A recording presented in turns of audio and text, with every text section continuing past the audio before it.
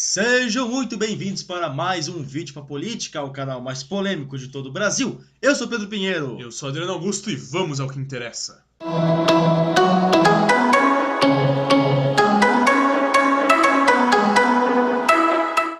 Galera, deixa seu joinha aqui nesse vídeo para você poder tornar esse vídeo mais famoso aí pra gente, contribuir com a nossa expansão do canal. Também se inscreve aqui no canal, é muito importante pra gente para que ele continue crescendo e a gente possa espalhar mais conhecimento para esse Brasil. A história do Brasil precisa do seu like. Primeiro vídeo de 2019, vamos continuar avançando na história, essa história tão vasta que é do nosso país, o Brasil. No último vídeo, não sei se você se lembra, aqui pra você checar lá, Portugal era uma grande potência mundial e tinha acabado de assinar o Tratado de Tordesilhas com a Espanha, que basicamente dividia o mundo em dois. Mas será realmente que os outros países concordaram com esse tratado? Será que eles vão aceitar essa divisão do mundo inteiro só por dois países? Então, fica aqui com a gente para se descobrir o que os outros países acharam disso. Sempre que você quiser saber o que está acontecendo com o Brasil colônia, a primeira coisa que você tem que saber é o que está acontecendo com o cenário europeu. Tudo o que acontece no cenário europeu, principalmente em Portugal, é de extrema importância para o Brasil. Até porque nós passamos 300 anos aí sendo uma colônia de Portugal. E em 1530 mais ou menos, Portugal começa a entrar num período difícil de sua história.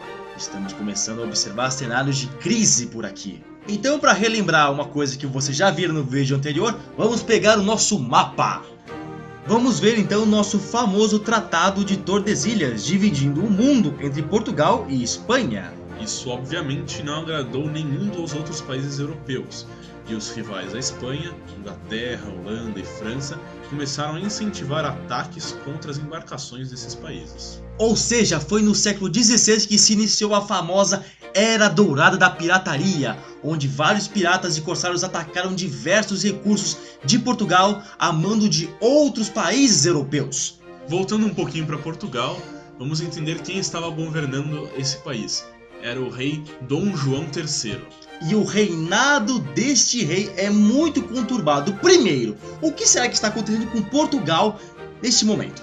A Inquisição Cristã. Essa foi uma ação religiosa criada pela Igreja Católica que se iniciou no século XIII e chegou em Portugal no século XVI, um pouco depois da descoberta do Brasil. Basicamente, a Inquisição tinha a função de perseguir e punir pessoas acusadas de se desviar de suas normas de conduta ou que praticavam atos que a Igreja considerava heresia. Ok, mas por que isso seria um problema para Portugal? O problema é que é o seguinte, vários membros do grupo mercantil de Portugal, ou seja, aquele grupo que participa da venda de especiarias e compra de especiarias, que traziam lucros para Portugal, eram compostos por judeus e muçulmanos. Exatamente, esses judeus e muçulmanos eram obrigados pela Igreja Católica a se converter, ou eles seriam expulsos do país ou até mesmo mortos. Isso acabou reduzindo drasticamente a população dessas pessoas, ou porque elas saíam do país para poder exercer sua religião, ou porque de fato elas eram mortas, e isso diminuiu muito o comércio na mão dessas pessoas. Tudo isso por causa da Inquisição Cristã.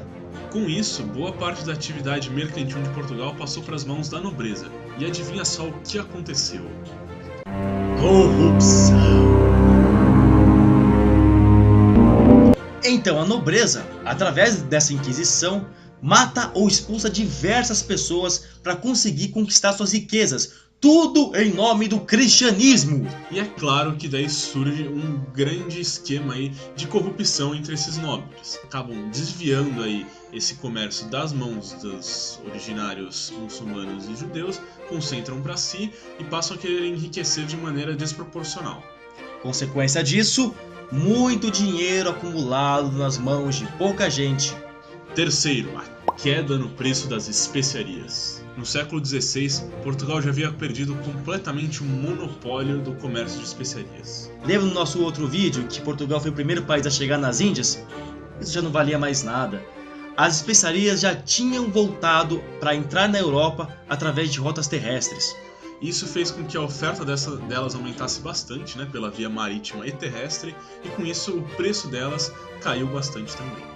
Então, recapitulando, Portugal está encontrando muitas dificuldades no século XVI, primeiro porque outros países europeus estão se jogando no mar e estão lhe dando muito prejuízo, atacando suas embarcações e conquistando suas colônias. Segundo motivo pela queda do poder de Portugal foi derivado aí da Inquisição, uma vez que ela causou a concentração de riqueza nas mãos da nobreza e consequentemente uma corrupção maior nesse meio.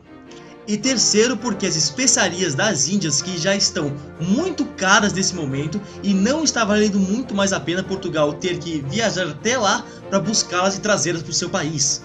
E agora, quem poderá salvar Portugal? Brasil!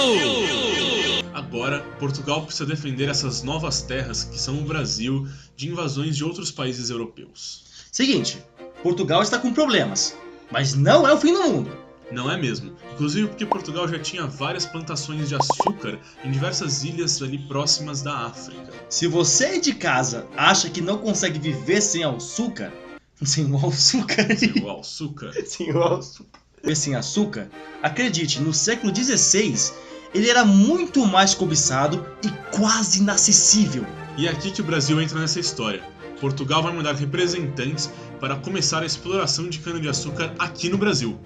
Puxa na memória, gente, a maior produção que o Brasil podia entregar para Portugal até 1530 era o pau-brasil.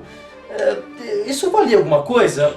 Valia uma coisa, mas não chegava nem perto ao quanto o açúcar e nem as especiarias das Índias poderiam dar de lucro para Portugal. Então, Portugal precisava que o Brasil lucrasse e entregasse algo muito mais valioso que o pau-brasil. Disso surgiu a ideia do açúcar.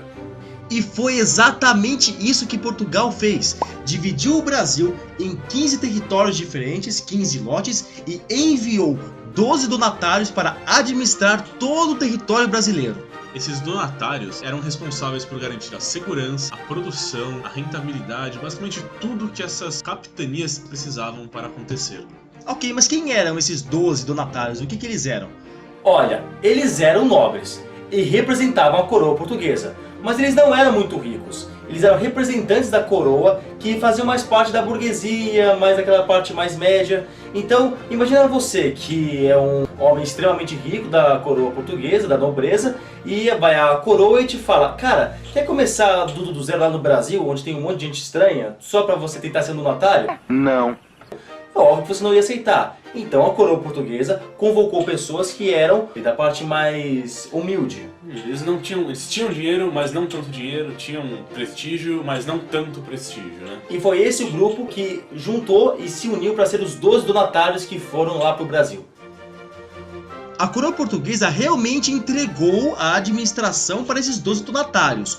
Porém, a terra não era deles. A terra permanecia da coroa portuguesa. O que eles faziam era basicamente organizar a exploração dessa terra e a segurança dessa terra e mandavam os lucros diretamente de volta para a coroa portuguesa. Quase nada ficava com os donatários. E esse sistema administrativo ficou conhecido, lembra do nome, de capitanias hereditárias. Agora, se quer saber mais sobre essas capitanias hereditárias, fica atento aqui no nosso canal, nas nossas redes sociais, que falaremos muito mais sobre elas no nosso próximo vídeo. O sistema administrativo dessas capitanias está esperando por você no nosso próximo vídeo. Até mais! Tchau!